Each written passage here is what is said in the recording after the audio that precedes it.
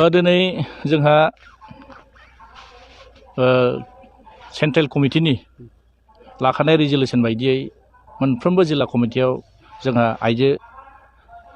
कमिटिनिफ्राय जिल्ला कमिटिनिफ्राय बे सफैनो हादों कानुन बसुमतारी बिथाङा सेन्ट्रेल वमेननि गाहाय नेहाथारि आरो जोंहा दिनै उदालगुरि जिल्ला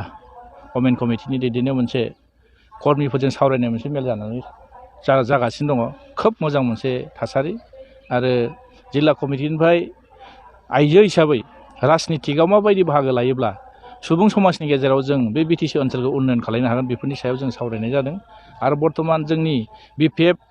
हानजानि जिथु आइजोफोरा जथेस्थ सांग्रां आरो जथेस्थ जोंनि पार्टिखौ स्ट्रं खालामदों आरो दानि थासारियाव जे माबायदि बाहागो लानांगौ माबायदि खामानि मावनांगौ जोंनि बिपिएफनि जिथु आइजोफोरखौ जों मोनसे उत्साह मोनसे जिथु माने गोसोआव गोहो बोलो नुनानै खोब गोजोननाय मोन्दों आरो आसा खालामदों जोंनि उदालगुरि जिल्ला माने आइजो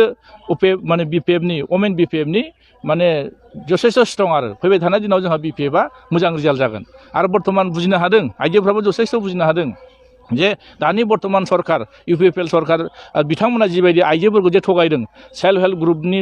माने सेल्फ हेल्प ग्रुपआव फैसा होगोन होननानै बुंदों बिथांमोना गोबां जोंनो माने लाइमोनफोरखौ साख्रि होगोन होननानै बुंदों जितु बिथांमोनाबो बुजिनो हादों नंखायनो दिनै आइजोफ्रा जिबायदि मोनसे सांग्रां जोंनि उदालगुरि जिल्लानि साफ्रोमबो आइजोफ्रा जे सांग्रां बे बुस्थुआ मोनसे फोरमान जादों आरो दानि बिटिसिनि जिथु थासारि जिथु गोहो जिथु जोंनि बेबस्था दंमोन 6 सिडिउलनि सिङाव थानाय जिथु गोहोफोरखौ दानि बर्तमान प्रमद बर' बिथाङा जिथु मोजाङै गाबथानानै सालायनो हायाखै बिथाङा जे फेइलियर जादों बे बुस्थुआ फोरमान जादों आरो रनजित बसुमतारी बिथांमोननि खोथाखौ आं बेहाय बुंनो गोसो जाया मानोना बिथांमोना जि सासे दायित्व लानानै बिटिसिनि जौगानायनि दायित्वखौ बिथांमोना लादों खामानि मावनांगौ दिनै बिथांमोना खामानि मावनायखौ दोननानै बिपिएफनि सायावसो बिथांमोना जानला मोनला बुखिबाय थानायखौ जों नुनो मोन्दों नंखायनो जिथु रनजित बसुमतारीनो बुं बा राकेशआनो बुं बा बिथांमोननि जिसां एमआनो बुं बिथांमोना नोजोर बोथों खामानि मावथों जे बिटिसिआव थानाय माखासे मोननांगौ जिथु माने मावनांगौ आरो जिथु मोननांगौ जिथु फान्डफोरखौ लानानै बिथाङा मोजां गावबा गाव माने डिपार्टमेन्टखौ सालायथों दिनै बिपिएफआ दिनै पावाराव गैया बिपिएफआ रायजोनि गेजेराव थांनानै स्किम रानहैनो हाया 17 बोसोराव रायजो राजाफ्रा जिबायदि अननानै बिपिएफखौ दिनै सरकार सालायनायनि खाबु होदोंमोन जथेस्थ मावबाय लामा दालां इउनिभार्सिटिनिफ्राय लानानै मेडिकेलनिफ्राय लानानै बिटिसिनि जिथु माने डिपार्टमेन्टखौ इमप्लिमेन्टेसन खालामजोब्बाय बेहाय अलरेडि बिपिएफआ जथेस्थ खामानि मावनायनि थाखायनो दिनै रायजो राजाफ्रा बुजिनो हादों पुनराय बिपिएफखौ पावाराव लाबोगोन खिन्थु दिनै बिथांमोना बिटिआर सुक्ति जानानै दिनै रायजो राजाफोरनो जिथु सुक्तिनि दफाफोरखौ मोजाङै मावफुंदों बिथांमोना दिनै बिपिएफखौ बुङै बुङै बिथांमोना गावसिनि खामानि मावनायनिफ्राय एरायना थाबा जानाय नङा खुनु पयदै बेहाय रावबो बिपिएफआ इउपिपिएलआव सासे मानसि थाङा नुखादों जे बर्तमान बिथांमोननि सरकारा गावसोरनो निजे बबेयाखै सरकार सालायनो हायाखै सोरनिबा अक्सिजेन लानानै दिनै बिथांमोना बिटिसिखौ सालायगासिनो दं सोरनिबा रिमट कन्ट्रलाव बिथांमोना दिनै माने थांबाय थानो गोनां जादों अब्ला बिथांमोनजों मा आसाजों दिनै माने बिपिएफनि दैदेनगिरिफ्रा दिनै इउपिपिएलआव थांगोन दिनै बिथांमोननि गेजेराव मिल गैया बिथांमोनानो बुङो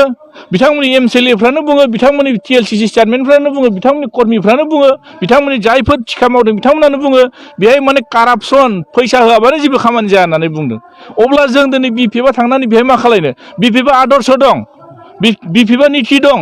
बिटिसिखौ सोरजिदों बिपिएफनि दैदेनगिरिफ्रा दिनै बिटिसिखौ मालाबाबो दंस जानायखौ लुगैया बिपिएफनि दैदेनगिरिफ्रा आरो बिटिसि हालामाव रायजानाय गोबां सुबुं गोबां रावनि गोबां हारिनि माहारिनिफोरनि मानसि सुबुंफ्रा एखे रायजो जायो बिथांमोना मिथिगौ जे बिटिसिआव बिथांमोना माबायदि खालायगासिनो दं हा हुनिफ्राय लानानै साख्रिनिफ्राय लानानै बिटिसिआव फैनाय डिपार्टमेन्टनि माखासे फैसाफोरखौ बिथांमोना टाइमिंआव दिनै बिथांमोना बेबहार खालामनो हायाखै आरो स्टेटआव माखासे फैनाय माखासे फ्लेक्सि स्किमफोरखौ बिथांमोना सम मथे बाहायनो हायाखै दिनै जों सासे एमसिएलए हिसाबै जों बिथांमोननि जिथु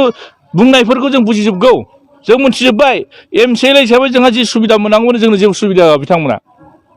बिथांमोना बुङो जे बिपिएफआ 17 बोसोराव जेबो मावाखै अपोजिसनफोरनो जेबो होआखै होननानै बुंनो नागिरो बिथांमोना दिनै बिपिएफनि दिनाव जायफोर दिनै देरहाना थांदोंमोन बे 15 बोसोर बिपिएफआ माने इलेक्टेड बडिखौ लानानै जेब्ला बिटिसिखौ सालायदोंमोन बिथांमोननि अपोजिसननि दिनै एमसिएलएफ्रा आं सोंनानै मोन्दों बिथांमोनावथ' स्किम मोन्दोंमोन मावनो एरिया डेभेलपमेन्टजों लोगोसे माखासे उन्नयन डिपार्टमेन्टआव माखासे बोसोरिया जिथु बाजेट बे बाजेटखौ बिथांमोना लानानै खामानि मावनो हादों दिनै बिथांमोना 3 बोसोर बारलांबाय जोंनो मोनबेसे स्किम होदों बिथांमोना जों जिथु एक्सन प्लान होनाय बिथांमोननो होनाय डिपार्टमेन्ट वाइस होनायखौ बिथांमोना दिनै मानो लाया एक्सेप्टखौनो खालाया बिथांमोना थारमाने डेम'क्रेसिखौ बिथांमोना मार्डार खालामनो थांगासिनो दङ सासे डेम'क्रेसिजों माने गेलेनानै इलेक्टेड मेम्बारा सासे दिनै स्किमखौ दिनै होनाय होया बे उननि खोथा जों दिनै डिपार्टमेन्टेलि माखासे एरियायाव जिथु सोलिबाय थानाय जाबाय थानाय माखासे उन्नयननि खामानिफोरखौ जों डिपार्टमेन्टेलि हेडआव जुदि जों माने स्किमफोरखौ साबमिट खालायोब्ला बिथांमोननि डिपार्टमेन्टेलि इएमफ्रा दिनै एक्सेप्ट खालायनो होआ बे मा डेम'क्रेसिनि मोनसे प्रक्रिया नामा बियो होमब्ला बिथांमोननि जिथु गोसो बिथांमोननि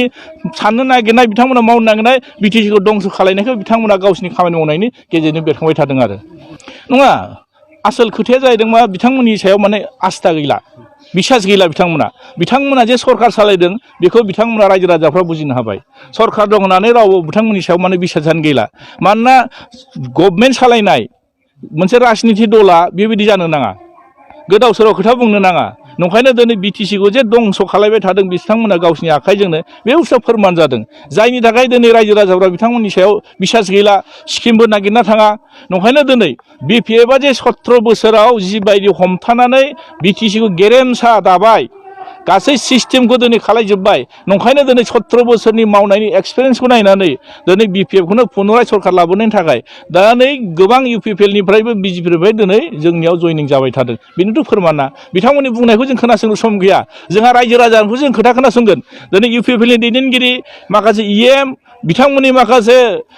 दैदेनगिरिफोरनि खोथाखौ जोंहा खोनासंनो सम गैया जों खोनासंगोन बिटिसिनि रायजो राजाफोरनि समस्याखौ जों मावगोन बिटिसिनि रायजो राजा उन्नयननि थाखाय नंखायनो रायजो राजाफ्रा दिनै बिपिएफनि सायाव बिसास दं नंखायनो दिनै लोब फैनानै दिनै सरखार थासेयावबो बिसिनि माखासे अधिकार बिथांमोननि मावनाय माखासे मोननांगौ मा थाब्लाबो बिथांमोना नागारजोबनानै दिनै बिपिएफआव फैदों मानोना बिथांमोननि खामानि मावनायानो मोनसे समाव दंस' खालायगोन बेखौ फोरमान खालायनानै दिनै रायजो राजाफ्रा दिनै जोंजों लोब फैबाय थादों आरो